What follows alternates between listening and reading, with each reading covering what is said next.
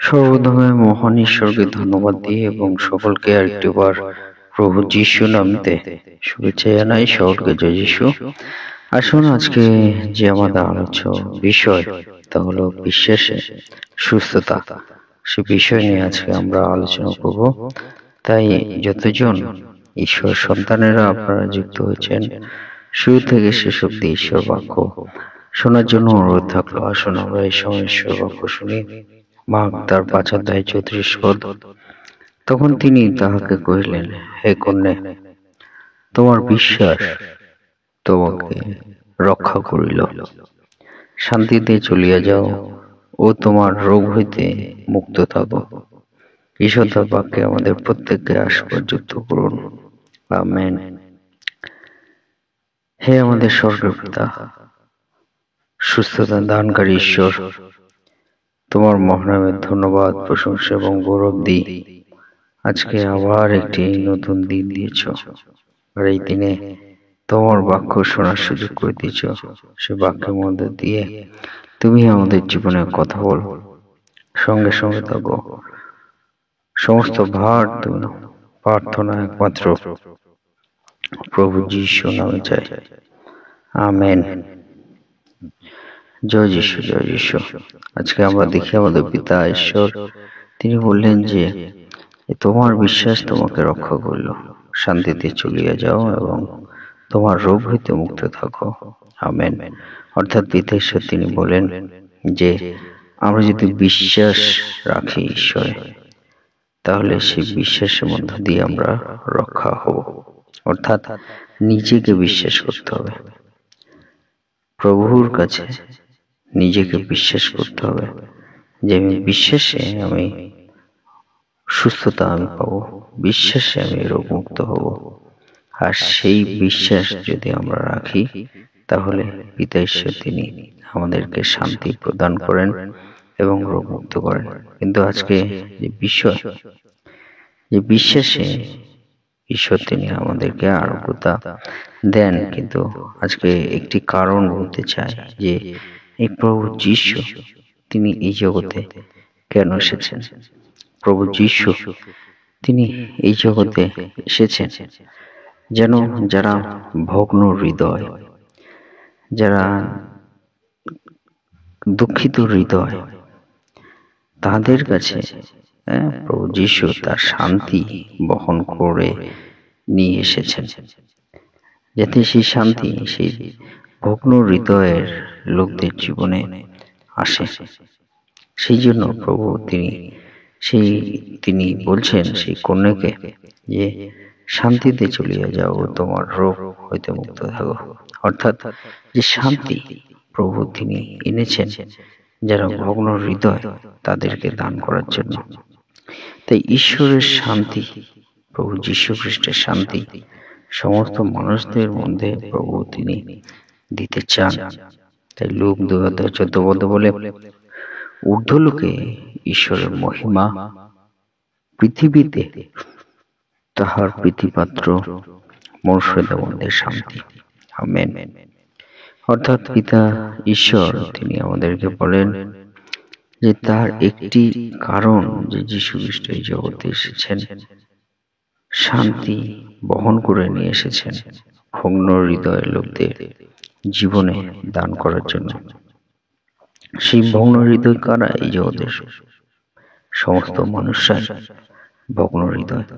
তাই বলছে ঊর্ধ্বলোকে ঈশ্বরের মহিমা গৌরব হবে, কিন্তু পৃথিবীতে তাহার প্রীতিপাত্র মনুষ্যদের মধ্যে শান্তি।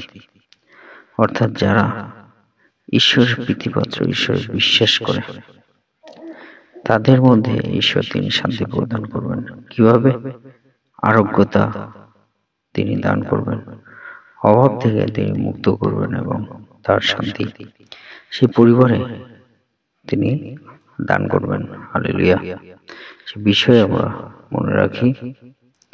এবং 2 নম্বর হলো যোহন 14:1 এবং 27 লেখা, তোমাদের হৃদয় উদ্বিগ্ন না হোক, ঈশ্বরে বিশ্বাস করো, আমাতেও বিশ্বাস করো। শান্তি আমি তোমাদের কাছে রাখিয়া যাইতেছি, আমারই শান্তি তোমাদিগকে দান করিতেছি। জগৎ যেরূপ দান করে আমি সেরূপ দান করি না। তোমাদের হৃদয় উদ্বিগ্ন না হোক, ভীত না হোক। আমেন। অর্থাৎ প্রভু যীশু তিনি তার যে শান্তি তিনি বহন করে নিয়ে এসেছেন, সেই শান্তির বিষয়ে প্রভু যীশু তিনি বলছেন, তোমাদের হৃদয় উদ্বিগ্ন না হোক, চঞ্চল না হোক, কিন্তু ঈশ্বরে বিশ্বাস করো। ঈশ্বরে তোমার সমস্ত ভার দাও, ঈশ্বরের উপর নির্ভর করো। সমস্ত চিন্তা ভাবনার ভার ঈশ্বরের উপর দাও এবং তাকে বিশ্বাস করো। ঈশ্বরকে বিশ্বাস করো এবং বলছে আমাদের বিশ্বাস করো, অর্থাৎ প্রভু যীশুতে আমরা যেন বিশ্বাস আমরা করি। তাই প্রভু যীশু বলছে, শান্তি আমি তোমাদের কাছে রাখিয়া যাইতেছি। অর্থাৎ প্রভু যীশু যে শান্তি তিনি স্বর্গ হইতে নিয়ে এসেছেন, সেই শান্তি আমাদের মনুষ্যদের কাছে তিনি দান করছেন। প্রভু যীশু বলছে, আমারই শান্তি তোমাদিগকে দান করিতেছি। যে শান্তি প্রভু যীশু, সেই শান্তি আমাদেরকে দান করেছেন। বলছে জগৎ যে রূপ দান করে, জগতের শান্তি কি ক্ষণিকের, বলছে আমি সে রূপ দান করি না। অর্থাৎ প্রভু যীশু যে শান্তি সেটা ক্ষণিকের নয়, অনন্তকালীন ধরে। তাই বলছে তোমাদের হৃদয় উদ্বিগ্ন না হোক এবং ভীত না হোক। Amen, hallelujah. সে বিষয়ে আমরা মনে রাখি যে প্রভু যীশু মনুষ্যের মধ্যে যে শান্তি তিনি দান করেছেন, সেই শান্তি যাতে আমরা সকল মনুষ্যরা আমরা পাই, তিনি তা চান। এবং শেষে বলতে চাই, যখন 20 অধ্যায় 19 পদ, সেই দিন সপ্তাহের প্রথম দিন সন্ধ্যা হইলে শিষ্যগণ যেখানে ছিলেন সেই স্থানে দ্বার সকল যিহুদীগণের ভয়ে রুদ্ধ ছিল। এমন সময় যীশু আসিয়া মধ্যস্থানে দাঁড়াইলেন এবং তাহাদিগকে কহিলেন, তোমাদের শান্তি হোক। Amen, hallelujah. অর্থাৎ প্রভু যীশু তিনি যে বিষয় তিনি বলতে চান তার শিষ্যগণের মধ্যেও, যে সকলের মধ্যে প্রভু যীশু তার শান্তি তিনি দান করতে চেয়েছেন। আর সেই বিষয় নিয়ে আজকে আমরা যদি চিন্তা করি যে প্রভু যীশু তিনি আমাদেরকে শান্তি প্রদান করেন বিশ্বাসের মধ্য দিয়ে, আমাদেরকে রক্ষা করেন, শান্তি প্রদান করেন এবং রোগ হইতে মুক্ত করেন। তাই সেই প্রভু যীশুকে আমরা যেন বিশ্বাস করি, তার মহিমা, তার গৌরব, তাকে যেন আমরা ধন্যবাদ আমরা দিই, সে বিষয়ে আমরা মনে রাখি এবং ঈশ্বরের গৌরব যেন আমরা করি। ঈশ্বর তাকে আমাদের প্রত্যেককে আশীর্বাদ যুক্ত করুন। আমেন। হে আমাদের সর্বস্থ পিতা, তোমার নাম পবিত্র বলে মান্না হোক, তোমার রাজ্য আসুক, তোমার ইচ্ছা যেমন স্বর্গে তেমন এই পৃথিবীতেও সিদ্ধ হোক। আজ আমাদের প্রয়োজনীয় খাদ্য আজ আমাদিগকে দাও, আর আমাদের অপরাধ সকল ক্ষমা করো, যেমন আমরা আপন অপরাধীকে ক্ষমা করিয়াছি। আর আমাদের পরীক্ষাতে আনিও না, কিন্তু মন্দ হইতে রক্ষা করো, কারণ রাজ্য, পরাক্রম, মহিমা যুগে যুগে তোমারই হোক। আমেন।